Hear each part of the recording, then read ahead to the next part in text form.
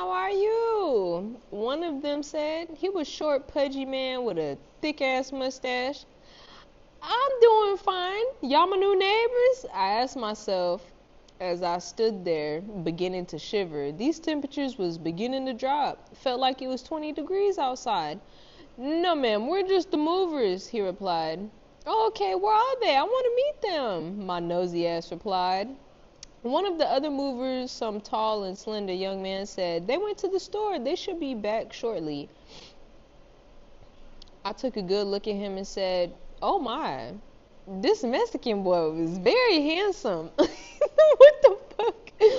Although it was so frigid outside, this boy had on this tight-fitting black shirt that snugged every muscle on his upper body. His biceps were the size of pineapples, and his shoulders were so thick and broad. He had a well-shaved beard that wrapped around his chiseled light brown face. I looked deep into his eyes and felt my heart almost skip a beat. Damn, I replied with my mouth flung wide open. I took a quick scan at his legs and he had on some gray sweatpants. My eyes instantly flashed wide open when I realized this boy had a burrito of a dick print bulging right in front of me. Soon as I saw that dick print, I swear my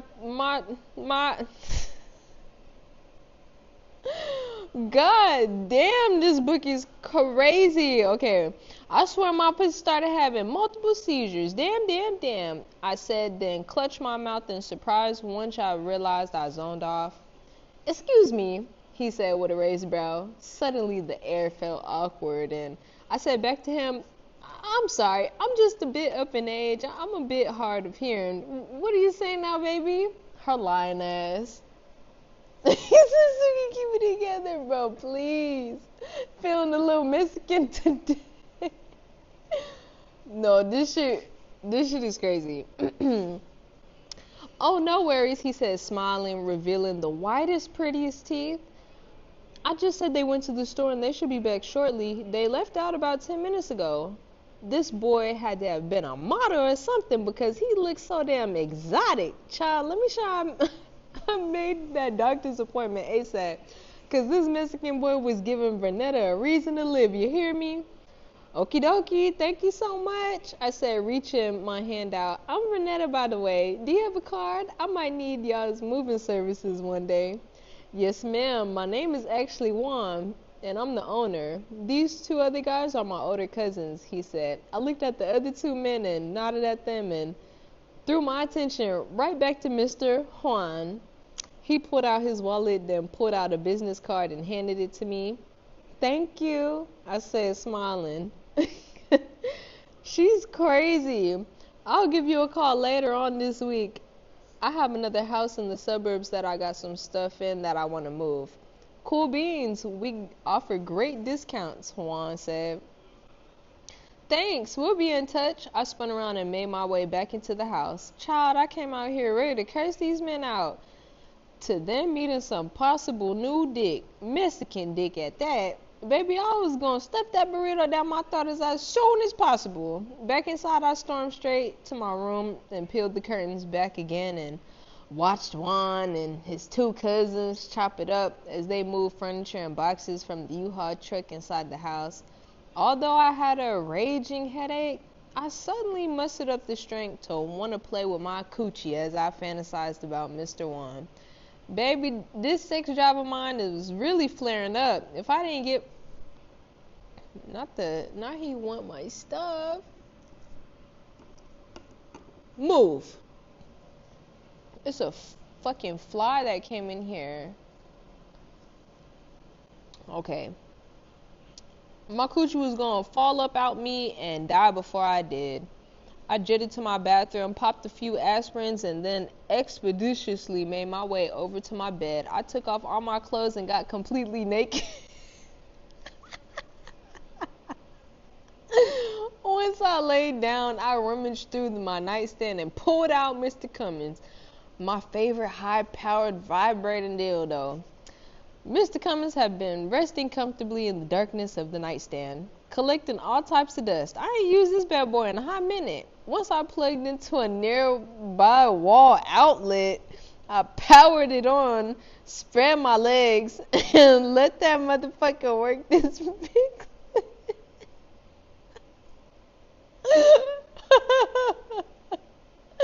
Oh God, you can't make this shit up, bro. I'm finna start crying tears of mine. Now you think this pearl would be a little bit sore from last night, but it sure wasn't. This little coochie of mine still had at least 20 or 30 orgasms left in it for the day.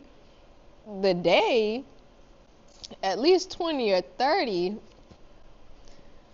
Closing my eyes, I plugged Mr. Cummins in and out of me. He was about a good 10 inches long. And my snatch could handle that motherfucker too, as my hips and ass gyrated in the bed. My moans filled the dark bedroom. I visualized Mr. Juan fully naked as he laid on top of me. I just want to remind y'all, ooh, Lord, she living her life.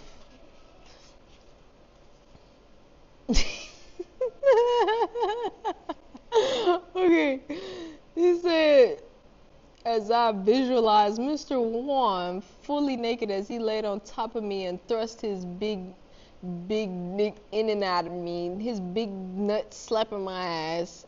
Damn shit, baby. My groans were getting louder, and by now had already came twice. I wasn't gonna stop until I squirted. I wanted to squirt so bad. I wasn't gonna stop until I squirted. I wanted to squirt so bad. Drenched the sheets. Fuck me, Juan.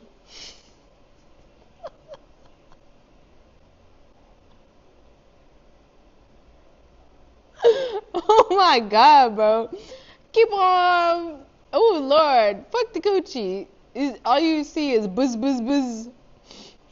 All of a sudden, my eyes shot wide open, and I was immediately distracted by the sound of my phone vibrating on my dresser. Trying my best to ignore the call, I closed my eyes and once again saw Mr. Wong back on top of me, pumping that burrito in and out of me.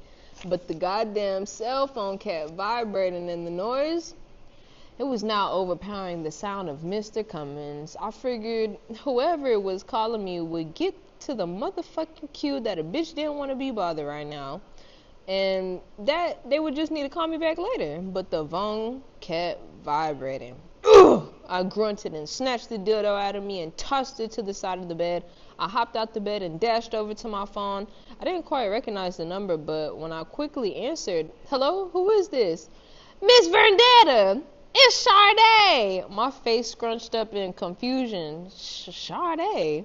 I shook my head. "I don't know no damn Sade. Wrong number." "Miss Vendetta, stop it. This Alice's daughter. She had a heart attack. She in the hospital." I suddenly clenched my chest. I guess I was too tired and horny to realize that this is indeed Sade. Alice's daughter. She occasionally did my hair. Lord, child, I just woke up and I was confused for a second. Wait a minute. Alice had a heart attack? Is she okay? I don't know. All I know is I got a call from one of my cousins telling me they found Mama passed out in the house and they called 911. That's all I know. I ain't got nobody to come pick me up, she cried. Her sobs were so loud and intense that I knew it wasn't no joke. Reality set in and I began to panic. I said, "Okay, let me put my clothes on. I'm going to be at your apartment in 15 minutes. Oh, Lord, please let everything be okay," I sobbed. "Please hurry up," she begged. "I'm going to be there. Just calm down, okay?" "Okay," I heard her mumble, and then she hung up. Tears running down my face. I didn't want anything bad to happen to my friend. Although I was feeling jealous about Alice and her new love life and all the newfound happiness, I truly didn't want anything bad to happen to her. She didn't deserve it. Once I had my clothes back on, I zipped out the house and made my way down to Sade's apartment. From there, we zipped to the Rush University Hospital. God, please just let my friend be okay. Don't do her like this. I was supposed to really go first. Chapter 12. Bruh. Watch it on. Oh my gosh. No, her name is Sharday, like Sharday. If we could get a Sade, fuck. motherfucking rainbow. You know I love the way y'all doing rainbow. Okay, we're on chapter 12. We're only doing 2 chapters today, okay? Okay, sitting in this cold-ass hospital room, I was completely devastated. The doctors had informed us that Alice had suffered a major heart attack and that she had been placed into a medical-induced coma for the time being. Damn. This was so gut-wrenching because just as my friend was beginning to celebrate the start of a new life, she was now unconscious and probably in a lot of pain. As I sat by her bedside, I rubbed her stiff, cold hand. I was trying my best to fight back those tears, but Lord knew that if the doctors came in and delivered us some more devastating news, I was just gonna break down. Alice had all types of tubes and shit running in and out of her mouth, nose, and arms. The constant chirping of all those machines was reminding me too much of when I first learned I had cancer. This was so traumatizing, and part of me wanted to get up and get some cool air just to simmer my nerves, but I had to stay. I had to be there for my friend. I leaned over to her ear and whispered, "Everyone's here, baby. This is Vernetta. We love you so much. We need you to get better. Please don't die on us." I lowly sobbed. I closed my eyes and said a small prayer, hoping God would reverse this situation. But then I sat there. Something strange hit me. Where the hell was her fiance at? This Mr. Lamar seemed pretty strange that he hadn't been here. Did anyone tell him what happened? Then again, did anyone have his contact information? I looked around the room and Sade, along with her nieces and nephews, just sat in silence. They were all devastated too. Did anyone get in contact with Lamar? I had to ask. "Yeah, I did," said Mitch, one of Alice's grandsons, "but he ain't pick up his phone though." Alice had 3 children, Janice, Paul, and Sade. Unfortunately, Janice died some years ago. Paul was currently incarcerated, so Sade was pretty much Alice's only child who was still around to help her, here and there. Gosh, I just felt so bad for that child. "You tell your dad what happened?" I asked Mitch. "Not yet. He on lockdown." "Okay," I simply replied and threw my attention back to Alice, continuing to rub her hand. I got lost in my own dreary thoughts and thought about my own looming mortality. This wasn't right at all. I was supposed to go first, not Alice. None of this was sitting right with me. Starting to feel a bit nauseated, I proceeded up and out my chair and looked at Sade. "Come, let's go smoke a cigarette. We need to have a break. We're not gonna know anything until a few more hours," I said.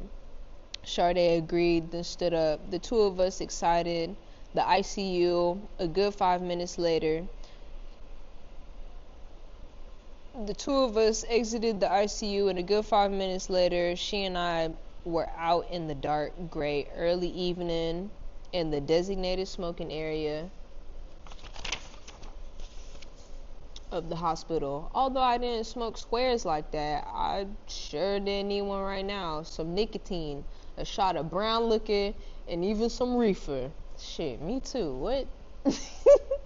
He said, "You sound like you want to read more. Leave me alone."